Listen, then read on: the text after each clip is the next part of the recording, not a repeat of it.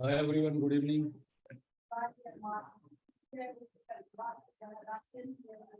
Am I audible? Yes, sir.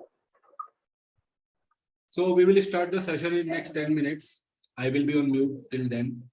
So let's connect after 10 minutes, then we can have it.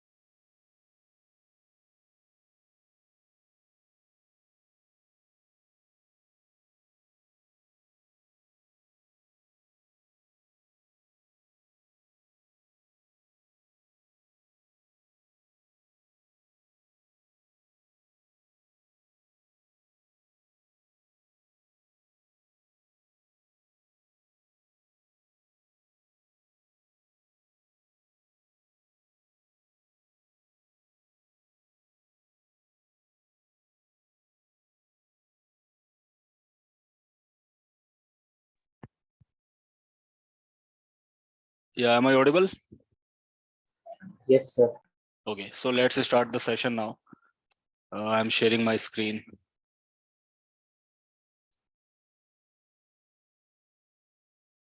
So let me know once it is visible. Yeah, visible. Yes, sir. Visible. Yeah, good. So let's start it. So before I start, just let me know if you have any doubt from the previous one or not.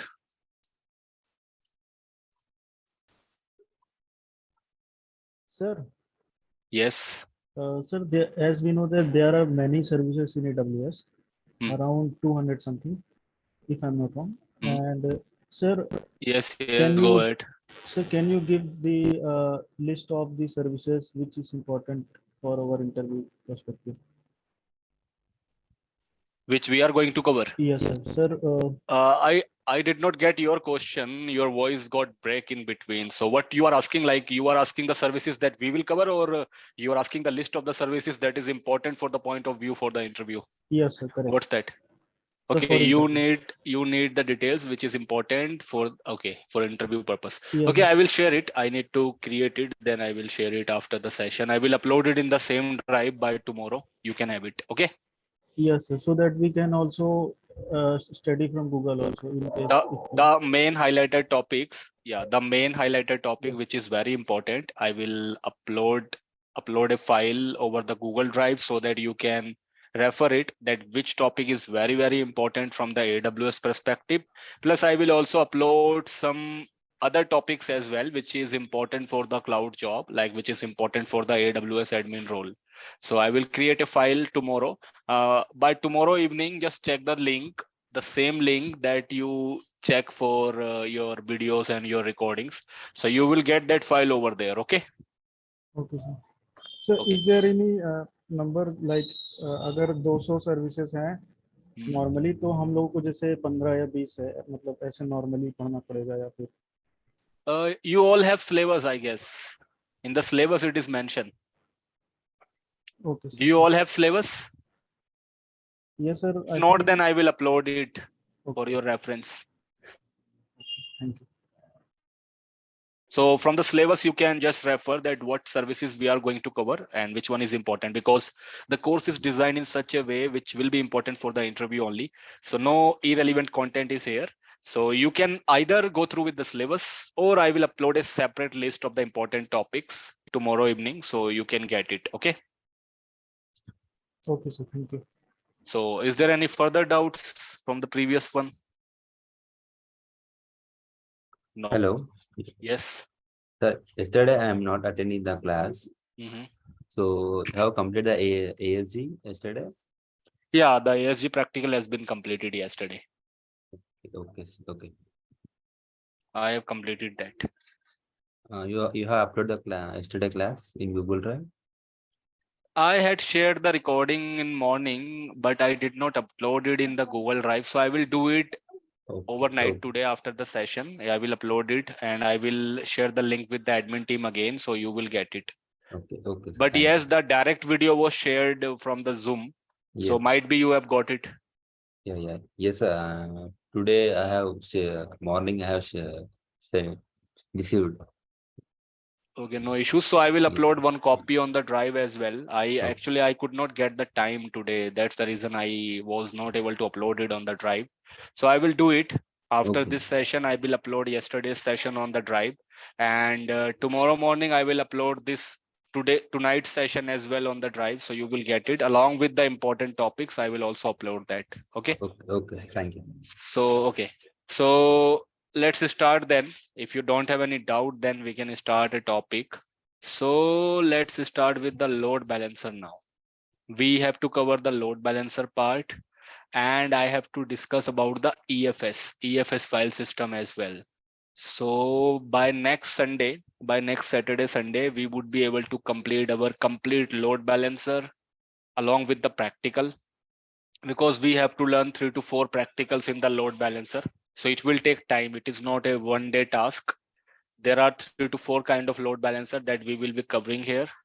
And we will cover the EFS file system volume as well. So that's the target for this On Saturday, the load balancer practical will be completed along with the EFS. Then on Sunday, we will start a new topic, which will be Bastion host. And that's the 1-day topic only. So by Sunday, we would be able to cover these topics with the practical, with the full practical. So that's the target. So let's start with the load balancer now. So before I start, anyone have any opinion what is load balancer? Anyone? Come on, you guys are working in the industry. You load- might be knowing about Yes, the sir. load Yes, sir. balancer. So Yeah, load means- balancer balances the traffic around all the servers. Like there are 4 servers. The load balancer will distribute equally the traffic, so that Okay. in case one server doesn't go outage, like What kind of load it balance? Like what? sir, user request traffic, like Mhm.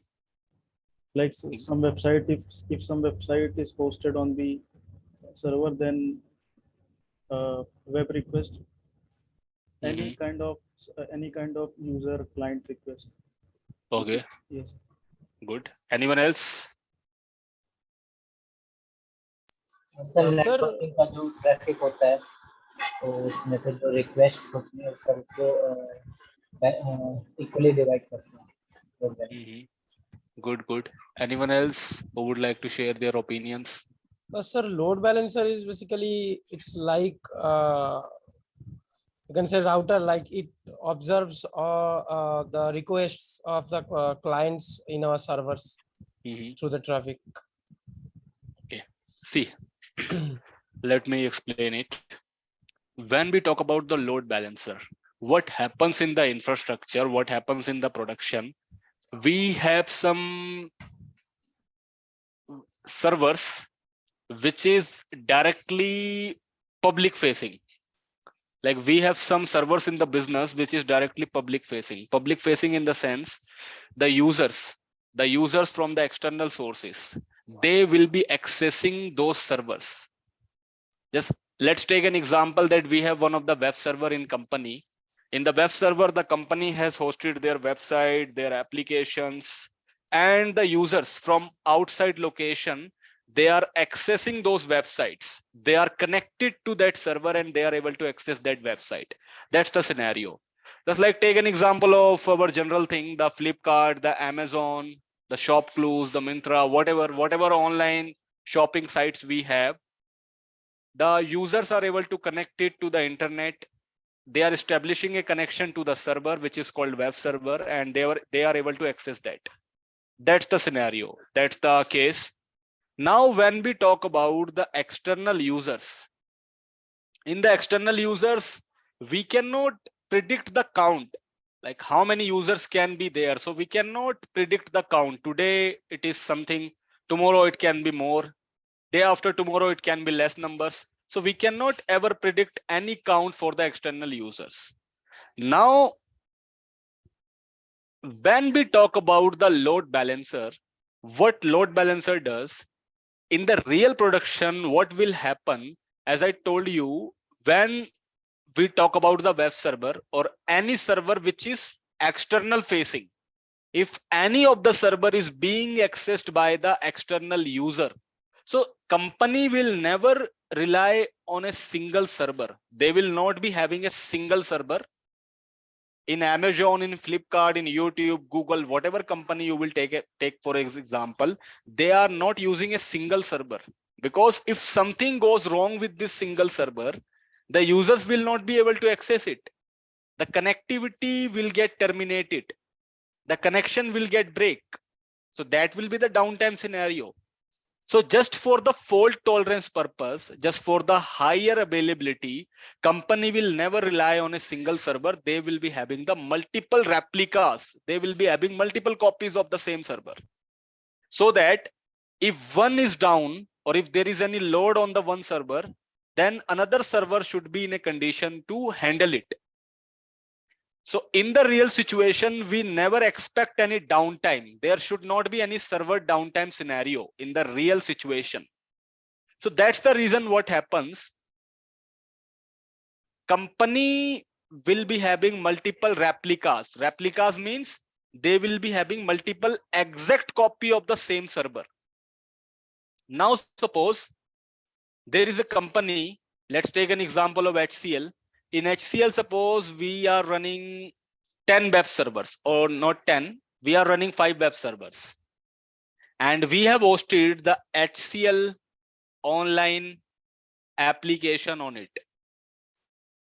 Or forget about the online application, we have hosted the website of HCL plus portal, the application portal on it. So we are running 5 web servers, and all these 5 web servers, we are running the same copy of the website plus the application on the 5 server. The same copy is running, so that if one is fail, we have 4 available. If another one is fail, we have 3 available. So that's the reason, for higher availability purpose, we are running 5 copies of the web server on different instances. Now what happens, as I told you, these 5 web servers are connected to the internet. These are public facing. If anything is connected to the internet, it means it is public facing. Means external user can establish the connectivity to these servers. Now what happens if a large number of users, if suppose a large number of users, let's take an example, 5,000 users are there who is trying to access my website which is hosted on these servers. Although we have created 5 web servers, but there is no mechanism that how we will redirect the query of these 5,000 users among different servers. Maybe these 5,000 users are trying to access the HCL website. All the requests of these 5,000 users will go to a single server. We have 5 different server, 1, 2, 3, 4, and 5, but all the 5,000 users requests are going to a single server. Because we don't have any criteria for it. We cannot define that 1,000 loads should go here, another 1,000 should go here, another 1,000 should go here. So we don't have that mechanism. So by default, what is happening, all the load of these 5,000 external users who wants to access my website, it is going to a single node. It is going to a single server. And we know very well that every server is hosted on a particular hardware. When we talk about AWS, so it is hosted on a AWS cloud. And in AWS cloud, we are using the EC2 instance. We have the EC2 instance. And in every instance, we have some configuration. If we will go with the T2.micro, so we will only get 1 GB of RAM, 1 CPU. So every hardware has some limit. Every EC2 has some limit. If it is not capable to handle the load of 5,000 users, then it will not be able to provide the website. It will get down because of the heavy load. The capacity of this server is only to handle the 3,000 load at a time, and we are putting 5,000 users load at the same moment. So that's a heavy load on this server. And because of the heavy load situation, there are chances that this server may get down. There can be downtime scenario. And if it is down, rest of the 5,000 users, the complete 5,000 users will not be able to access the website. So what happens in the real production, they will be using the load balancer service. They will have the load balancer. As I told you, for fault tolerance purpose, for higher availability purpose, whatever critical server they have, they will create multiple copies of it. Just like for public facing website servers, they will be having multiple same copies of the server. In our example, we are taking 5. So we have 5 web servers. What the company will do, company will put these 5 servers behind a load balancer. There will be a device which is called load balancer. So load balancer is what? Load balancer is one of the networking device. It's one of the physical device that is used to balance the application traffic over the internet. Means if any external user is trying to access something, Just for an example, if any external user is trying to access any website, so the load balancer will be responsible for analyzing the load, that how many users are hitting to my website on my server. And basis on the load, basis on the count, it will distribute the traffic between different servers so that we can manage the load. So it will ensure that 5,000 users are hitting to my website. So it will distribute the traffic among different servers in an equal order. If this one is busy, the query can be transferred to another one. If these two servers are busy, then the query can be transferred to another one. So load balancer will ensure that all the server should be able to give the services to the user without any downtime. So it's a device, it's a network device which is responsible for balancing the application traffic. What is application traffic? Application traffic technically means the traffic which is coming from the internet. The traffic which is coming from the internet in order to access my application. Application means what? It can be one of the software which is hosted on the portal. It can be one of the website. Website is also known as application in the technology world. So external user who are trying to access my website, who are trying to access my software from external sources, their count will be known as application traffic. We call them application traffic.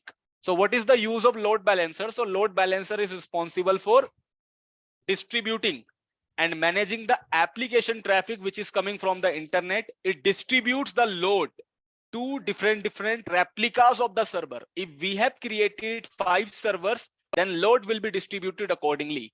Suppose I don't have any server, I have only one server. So will I be able to use the load balancer in this situation? If I only have one server in the production, so can I use load balancer? No, sir. I cannot. Minimum I should have 2 at least. Otherwise, how will I manage the load? If I have only one server, then why there is a need of load balancer? All the load will be by default directed to one server only. But if minimum I have 2, then if one is busy, then the load can be transferred to another one. If I have 3, then the load will be distributed between these 3 servers. That's the scenario. So in the big organization where we have a lot of application traffic, just like in Flipkart, in Amazon, in YouTube, so they will have a lot of servers in the collection. They will have a lot of copies in the collection. That's the replica. Replica means the exact duplicate copy of the same server. In all the servers, the same application, the same website will be hosted. So they will have the replica. And all these servers will be the part of cluster. They will be the part of cluster. Cluster means the collection of multiple servers which is used for the same purpose. If I have 10 copies of the same server which is hosting my website, which is used to host my website, so the purpose is same. We are running the same website on the 10 servers. So those are in cluster. And the purpose is same. Why we are creating the cluster? Why we are creating the group? Cluster means group, the group of multiple servers. So why we are creating the cluster? So that we can maintain the higher availability. We can maintain the failover part. If one server is down, another one should be able to pick it. If second one is down, then third one should be available. So we create the cluster in the company for higher availability so that there should not be any downtime scenario. That's the reason of cluster creation. That's the reason of replica creation in the organization. Now what happens? What load balancer will do? Let me go to the Google first.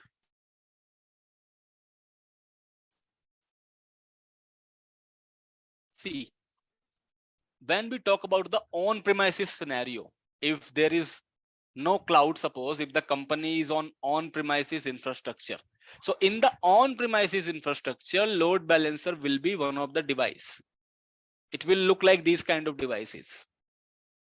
So it will look similar to your router. It is F5C. It is F5 load balancer. It is the product of Checkpoint. So we have different load balancers, TP-Link, So we have different hardware load balancer in the market, which is used in the on-premises scenario. So in the on-premises scenario, what will happen? They will have the infra. Suppose that's the infra of the on-premises scenario. That this is the big infrastructure. Here we have, suppose we have 3 servers running, 1, 2, and 3. And on these 3 servers, we are running the website. The same website is running on these 3 servers. Suppose it's Amazon website, the Amazon.com, which is for the shopping. So Amazon.com here, Amazon.com here. So we are running the same website on these 3 different servers. Now these websites are accessed by the external public. Suppose these are the external users who are trying to access the Amazon website. So what will happen? Every server will have their own IP address. Suppose this IP is 1.1.1.1. We have 1.1.1.2. And here we have 1.1.1.3. So we have different IP address on different servers. Now what will happen in the scenario?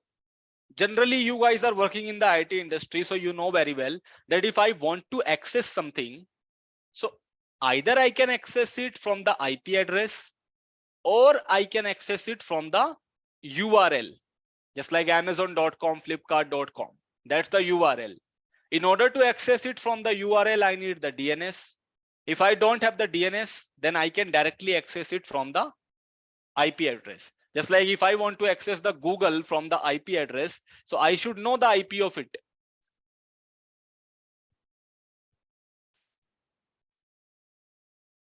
This is the IP of Google.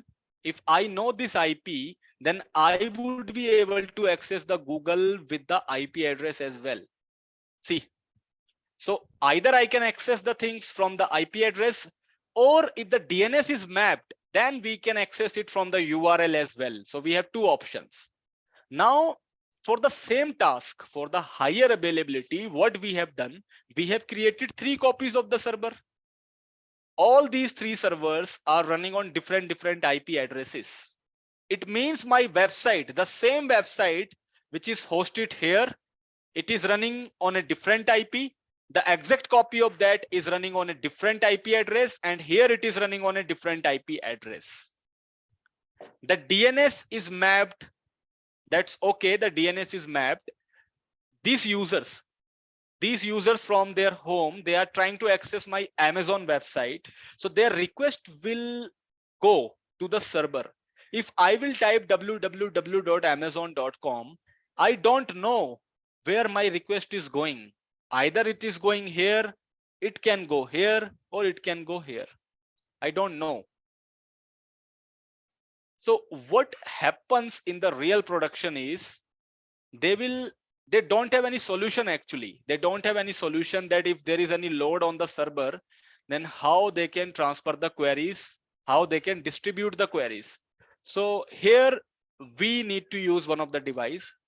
Here comes the picture of the load balancer.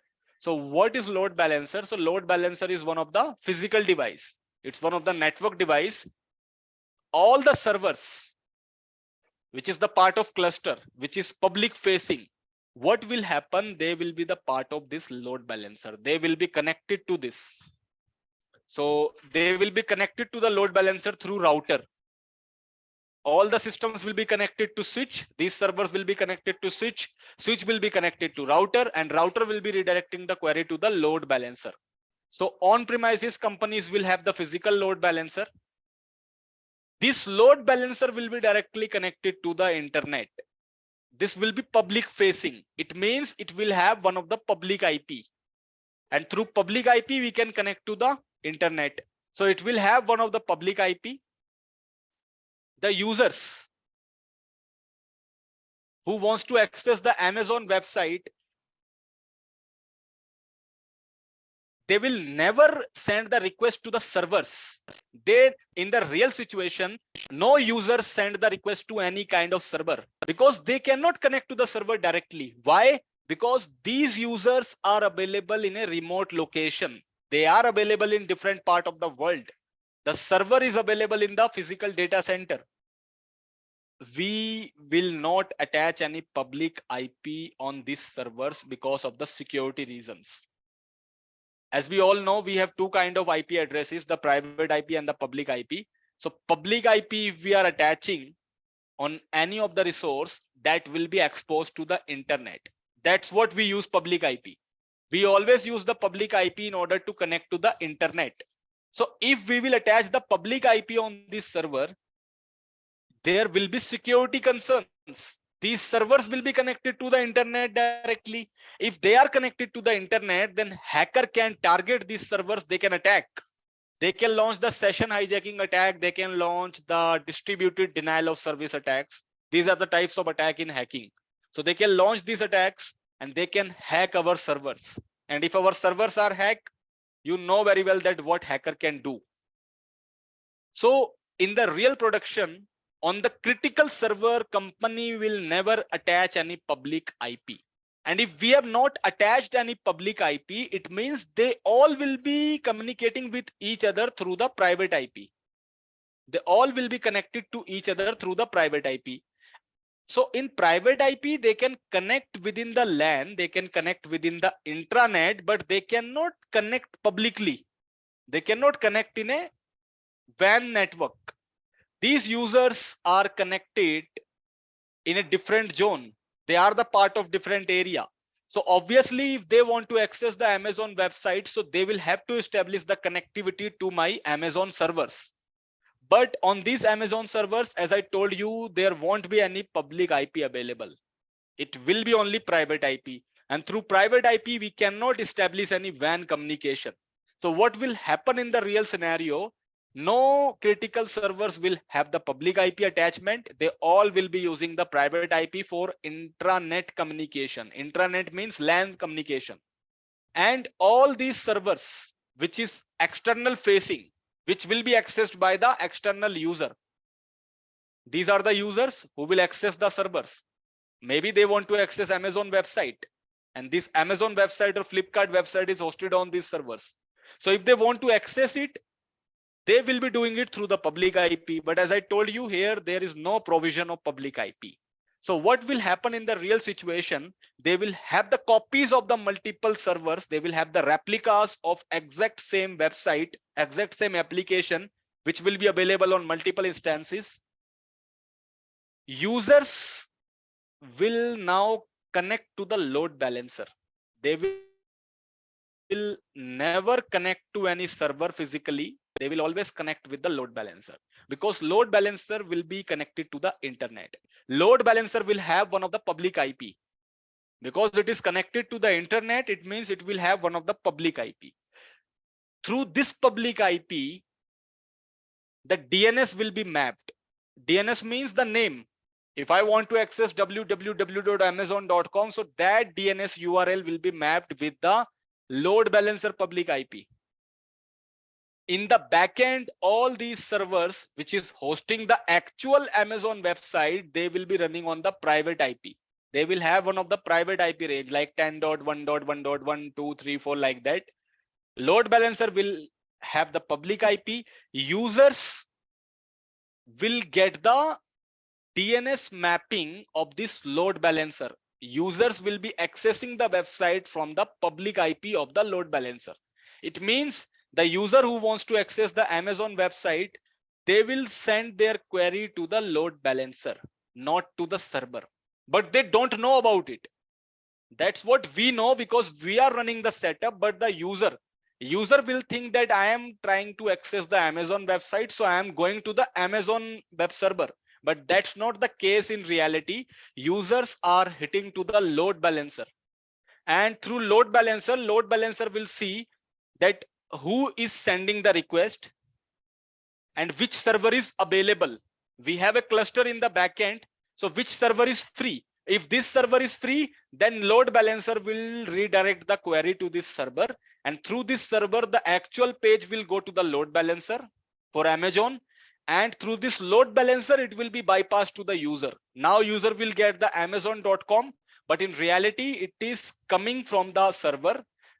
Through server, it is redirecting to the load balancer. Through load balancer, it is going to the user. So load balancer will ensure that if any server is busy in the backend, then how to manage the application load of the user, how to manage the traffic. So if this one is busy, the query will be transferred to another one. If another one is busy, then it will be transferred to the third one. That's the job of load balancer. So load balancer ensures that there should not be any downtime. There should not be any slowness. There should not be any overload on one of the server. It distributes the load equally. If one is busy, then it will cater it as per the next available server. That's the job of load balancer. The next job of load balancer is to check the health. The servers which is connected to the load balancer, these servers are called backend pool. This is called backend pool. Now load balancer also ensure that these servers which is connected with the load balancer, they should be healthy. Healthy means time to time the load balancer will send one of the fake packet in the sense when we do the ping. Whenever we do the ping, so we might have seen, if I will ping with any of the address, let's ping with the loopback. So you might have seen that we get one of the packet. Here we are getting 32 bytes of packet. That's a default packet. Now what load balancer will do, load balancer will time to time send one of the packet to each and every server which is connected with it. If any server is responding back with the ping, it means it is alive. Alive means it is not dead. If this server is responding back with the reply, it means it is alive. If it does not reply back, then load balancer will wait for some time. For how long it will wait? So it will be defined by the cloud administrator. Cloud administrator will decide on the server, or the server administrator will decide on the server that for how long the load balancer will wait. If this server is not responding, suppose I have set up 60 seconds, that load balancer will send the packet back within 60 seconds. If this server does not reply back, it means it is not alive, it is dead, it is unhealthy. So load balancer will declare it unhealthy and it will remove it. It will now not send the traffic to this server because it is not healthy, it is not available. So now if any traffic comes, so it will not send to this server. It will be distributed among different server, but not this one. So now the health will be generated, the alert will be generated that this server is not healthy. We will see it in the load balancer. Then the administrator will start troubleshooting it. Then administrator will fix it. Now the same situation applies in the cloud as well. In the cloud, we will not use any physical load balancer because we are on the cloud computing. So we will be using the managed services. Managed services means the AWS will provide me the load balancer facility over the cloud. It will be through the rental services. I will be using their load balancer. They will be managing the hardware part. They will be managing the update part. What I will do, I will just use their load balancer. I will set up the load balancer from the AWS. I will connect all my backend servers with that load balancer and I will manage the traffic distribution. I will manage the load. Plus, I will also manage the health. If any server is down, then load balancer will declare it unhealthy. That server will be removed from the list. So that's how the load balancer works. The technically, what load balancer is doing, it is sending the packet to the backend servers in order to check the health. That process is called prop checking. That's called prop checking. When the load balancer is sending the packet to all the servers which is connected to it, that is called prop checking. So prop checking means to check the health of the backend servers. Just like when we do NS lookup in the Google,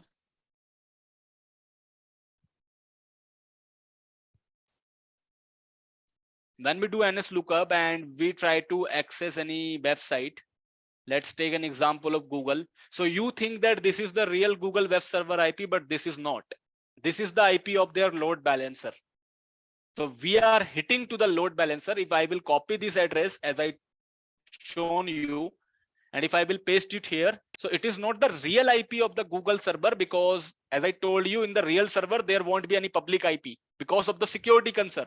If Google will reveal their public IP address like this, then anyone can hack the Google. If I am able to access the Google with this IP, it means that's the public IP of Google. But in reality, that's not the case. This is the public IP of load balancer, which is used in the Google end. Google will never reveal their public IP address of the Google server. And every company does this. That's the security and compliance practice. No servers which is external facing can have the public IP address. If I go with the youtube.com as well, in YouTube, you can see multiple public IP addresses. These are the addresses of the load balancer. They have a lot of load balancers. See, the number you will count, you will get to know that these are the load balancers IP. So you can check any load balancer IP from this NS lookup utility. Now, in the AWS, what is load balancer? So the job is same. What load balancer is doing? It is distributing the traffic.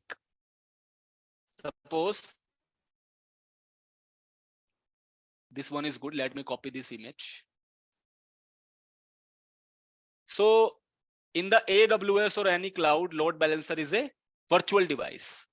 It is a managed service which is hosted on the cloud provider's end.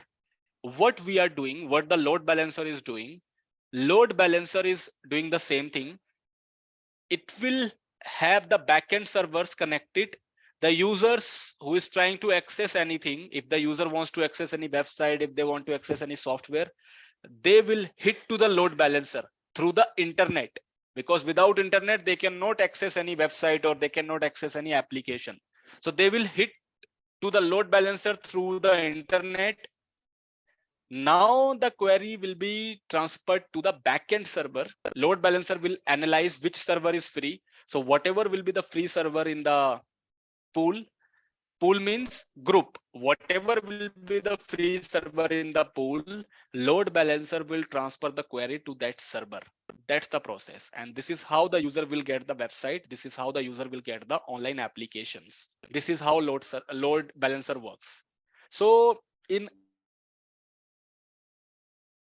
AWS, those service is known as ELB.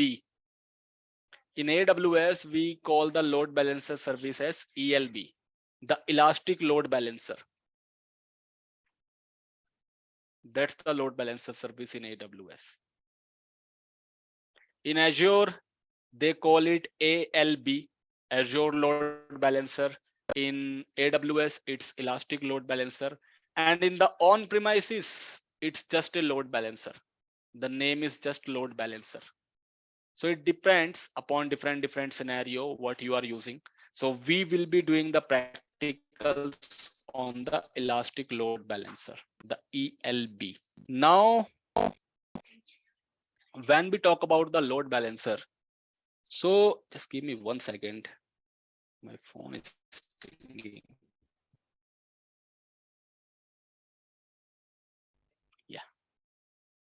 Now, when we talk about the load balancer, so in reality, what happens? There are two kinds of load balancer. Generally speaking, there are two types of load balancer. The first one will be the public load balancer. And the second one is the internal load balancer. That's the second type of load balancer. So what is the difference between both? What is public and what is internal load balancer? Let me take you to a diagram. So public versus, let's take any of the picture. Let's take this one is good. This one will help you to understand it. See, what happens when we talk about public and internal load balancer. So what happens in the scenario? Where is my paint? in the scenario, suppose we are running a company.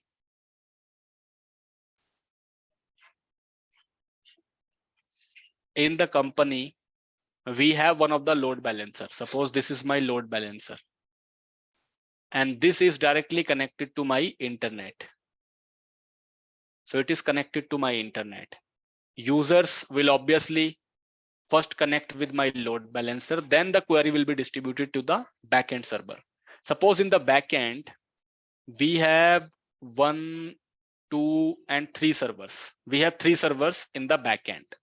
These 3 servers are connected with the load balancer. It means it is public facing. The website is available on these 3 servers that user wants to access. So the website is available on these 3 servers. Here we have the load balancer. Load balancer has one of the public IP.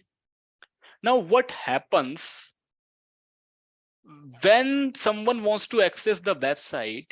The website is available here, that we understand. But in every website, there is some data. Every website will have some data. If I will go to any of the website, suppose let's go to the HCL website, hcl.com. So if I will go to any of the website, you might have seen that in every website, we have the pages. We have different links. See, we have different pages. If I will click on this link, then I will go to the another web page. If I will click on this particular link, then I can redirect it to the another page. So every website will have different link, and in the different link, we have different contents. Let's take an example of an application. If we are hosting any application on any website, so application also have some kind of data. When we talk about any software, just take an example of your VDI. In the VDI, what happens? In the VDI, we have the integration of different softwares. Different softwares are connected in the VDI platform. Similarly, when we talk about any website, so in a website, we have different data. We have different content. So this data is connected to my website. We will have payment gateway as well, so that we can do the payment. So we have different things which is connected to my website in the form of data, in the form of content. So that data is actually not available on the same server. In the real production, the same data will not be available on the same server. There will be database servers in the backend. Just like we have one of the database server, and suppose we have 2 actually, in order to manage the failover, so that if one is down, we should have another available. So we have 2 copies of the database, and this database server is available on the SQL, which is also known as SQL server, structure query language. So we are running 2 database in the backend. This database is connected to this web server. This all database is connected to this web server. That's the reason when the user access the website, their query will go to the load balancer. Load balancer will distribute it to the server, because the website is available here. It is hosted here, but actually how it is picking up the data when someone clicks anywhere. So how this backend database is connected to it. Database will be connected on each and every server. That's the reality. Now, what is public load balancer? What is the first type of load balancer? So public load balancer means which will be directly connected to the user. Means the user who wants to access any website, they will first hit to the load balancer. So this load balancer is connected to the internet. That's the public load balancer, the public LB. Now the query will be transferred to the backend server basis on the load. If this one is busy, it will be transferred to this one. But how this server will show the website? So it will access the web page from the backend database server. Now in the database, again, there can be load. if already 4,000 users are connected to my website, it means there is a load of 4,000 users on my database server. So again, there will be one of the load balancer internally. Again, we have to set up one of the load balancer between this database and between this server, so that when the server will transfer the query to the database so that we can access the web page, that query will first go to the load balancer, and through the load balancer will decide that which database is free. If this one is free, then the page will be accessed from this database server. So that's called internal load balancer. Internal load balancer will not be connected to any internet. It will not be public facing. It will be used in the internal load distribution, just like in the scenario of database management. When we have any server which is connected to the database, so in order to distribute the load, we will have the internal load balancer. In the internal load balancer, there is no public IP kind of concept. It will be using the private IP address only. So it will distribute the database load on the servers. Basis on that, the page will be transferred to the web server.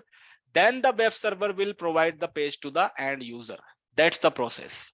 So these two are the general load balancer, the public load balancer and the internal load balancer. Here is in this picture also you can see, if someone is hitting on my website is available on port number 80, which is HTTP.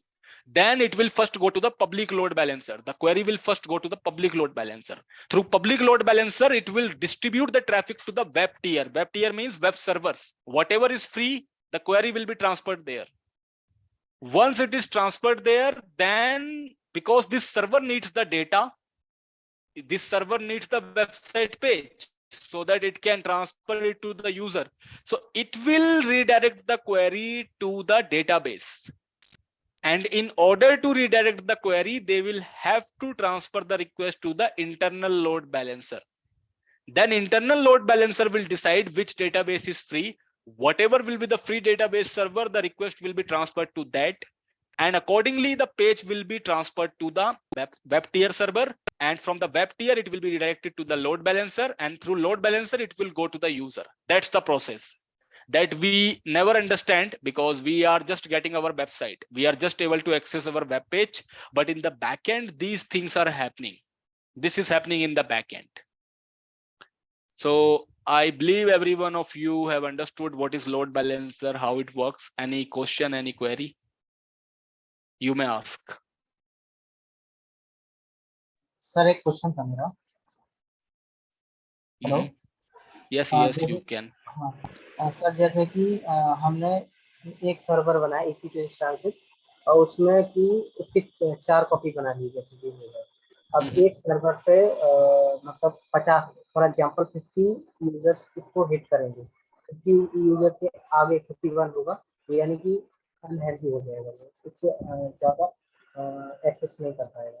तो जो पहला वाला है वो server वो load को transfer कर देगा सेकंड वन में. तो इस तरह से ये इसी तरह से वर्क करेगा ना? राइट. बट सर इसमें तो दूसरा जो सर्वर होगा उसको कॉपी बनाया होगा, उसमें भी 50 सेम लोड वो हैंडल करेगा, तो वो भी अनहेल्दी हो जाएगा ना? See, it does not work like that. What happens? It's not something that, suppose you want to ask what your intent of this question is. You are saying that suppose we have a server. Let me fix this file. Yeah.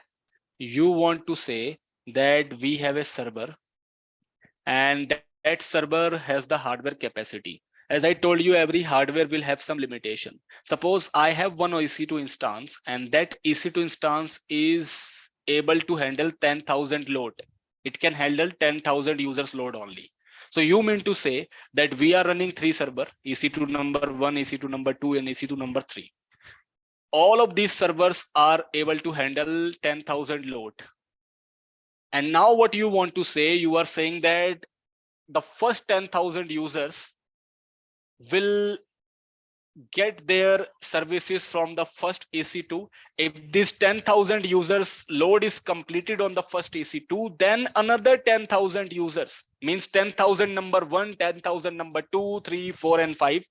This will be redirected to the second server. And if again the 10,000 users are connected to this server, then the third one will go here. So this is what you want to say, right? Yes, sir. This does not work practically this way.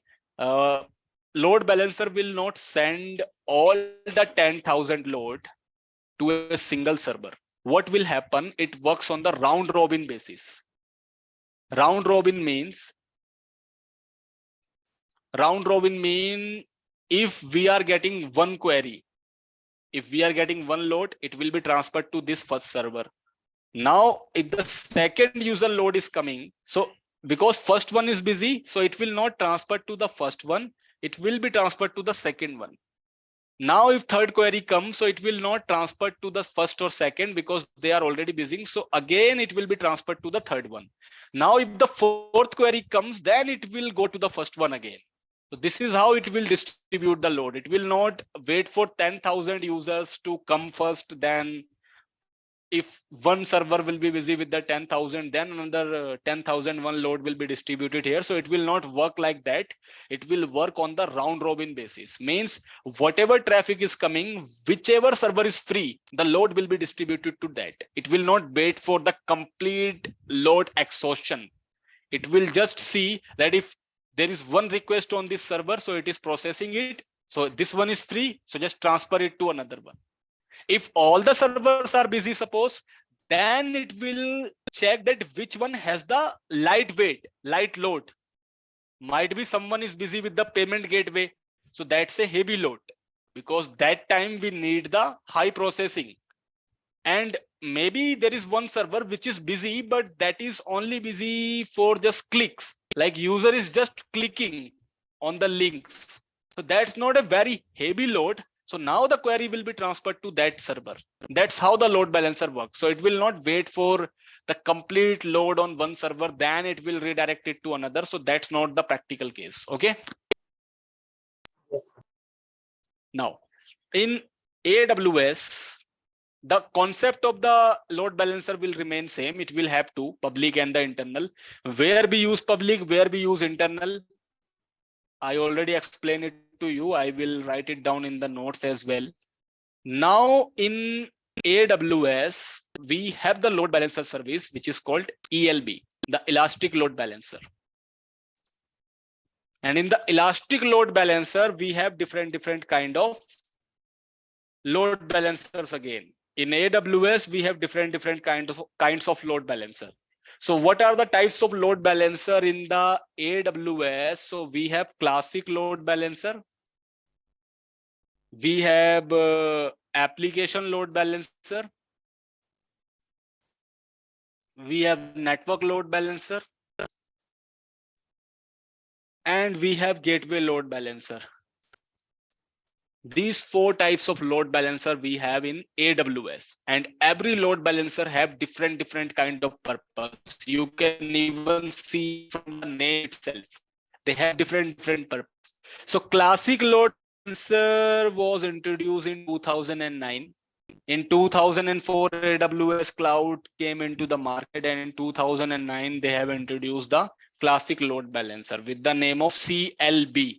Then application load balancer, I think it was introduced in 2016 with the name of ALB, application load balancer.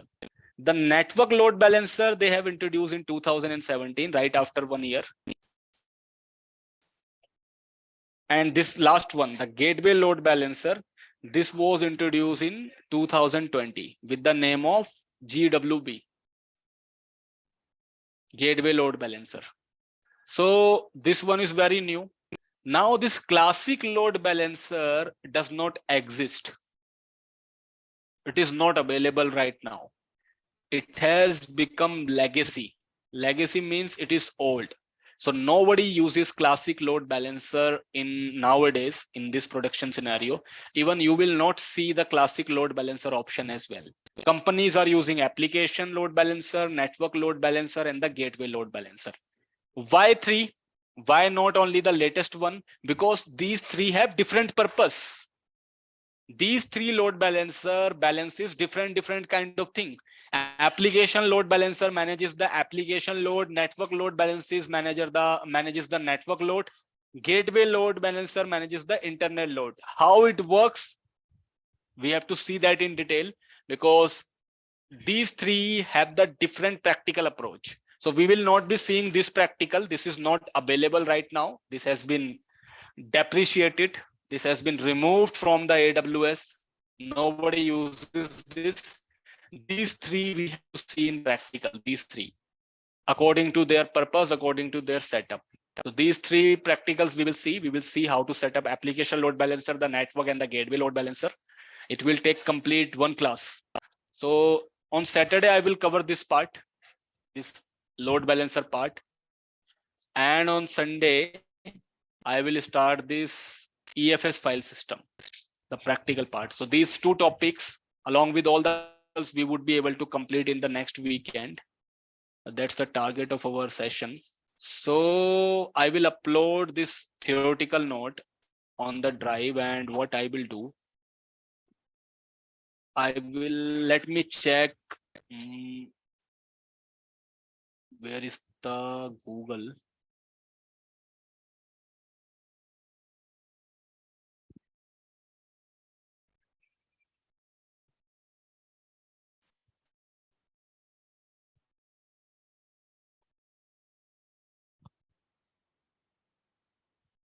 Vision TechnoServe, this one.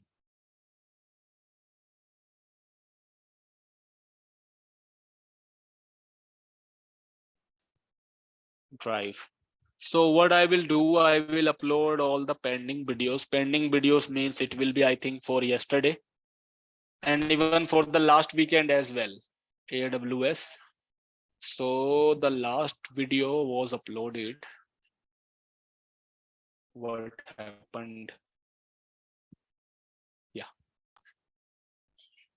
So I think all of you are able to access these notes. The last video was uploaded on June 18th. It means last weekend video.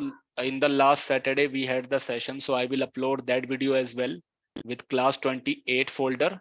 And yesterday's video also I will upload along with the note I will upload here, and today's video as well I will upload in a sec folder. So there will be class 28, class 29 and class 30. There will be 3 videos in 3 different folders. So in the early morning, you will be getting the Zoom link to download the video, just for your reference. By evening, I will upload all the videos, whatever is pending, along with the notes. And I will also upload the important topics, which is relevant for the interview preparation. So you will get it inside this folder, inside this AWS notes. So we have different notes here. So I will name the file as important titles for interview. That will be the file. And rest of the pending notes I will upload here. Like for load balancer, I will upload here, and EBS I have already uploaded. So load balancer is pending, that I will upload. And yesterday what we had done, ASG. Yes, so I will also upload the ASG notes, the auto scaling group. Okay. Understood, everyone? So I will stop it here then. So let's connect in the next weekend, and we will do the practical of this load balancer and the EFS. Then we will start a new topic throughout the session. So you will be getting all the videos and the notes here by tomorrow evening. And the video of tonight's session you will be getting in the morning through the Zoom link directly. So that's it for the day. We can wrap it up. So thank you very much for your time. Have a good night. Bye. Sure. Bye. Good night. Yeah. Bye.